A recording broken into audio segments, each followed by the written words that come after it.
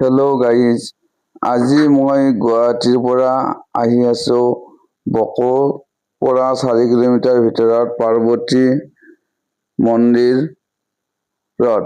গতিকে গাইজ, আপোনালোকে এই ভিডিঅ'টো মই আপোনালোকক দেখুৱাই থাকিম, আপোনালোকে চাব। আৰু লোকেশ্যনটো বহুত ধুনীয়া হয়। আপোনালোকে ইচ্ছা কৰিলে এই পাৰ্বতী মন্দিৰত আহিব পাৰে আৰু আহিলে বহুত ভাল পাব। জাগাখিনি বহুত ধুনীয়া হয়। মই আপোনালোকক দেখুৱাই আছো, আপোনালোকে চাই থাকিব।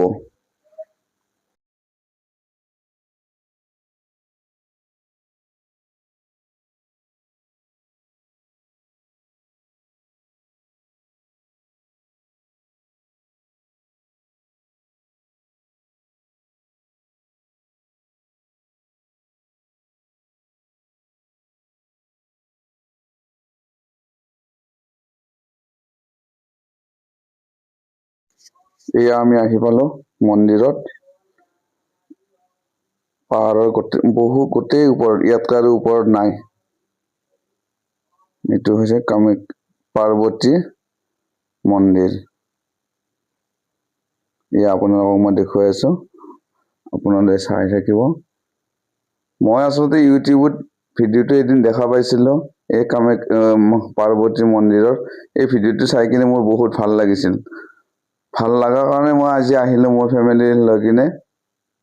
গতিকে আপোনালোকেও যদি ইচ্ছা কৰে কেতিয়াবা ইফালে ফুৰিব আহিব পাৰে, এবাৰ আহি চাই যাব। আমাৰ গুৱাহাটীৰ পৰা বেছি দূৰ নহয়, 75 কিলোমিটাৰ দূৰ হয়। আপোনালোকে বাইক লৈও আহিব পাৰে, আৰু 4চকীয়া গাড়ী লৈ আহিলে আৰু সহজ হ'ব। গাড়ীখন তলত ৰাখি কিনে 800 মিটাৰ উঠি আহিলে আপোনালোকে মন্দিৰ দৰ্শন কৰিব পাৰিব। এয়া মই আপোনালোকক দেখুৱাই আছো মন্দিৰৰ চাৰিওফালটো, আপোনালোকে এবাৰ চাই ল'ব।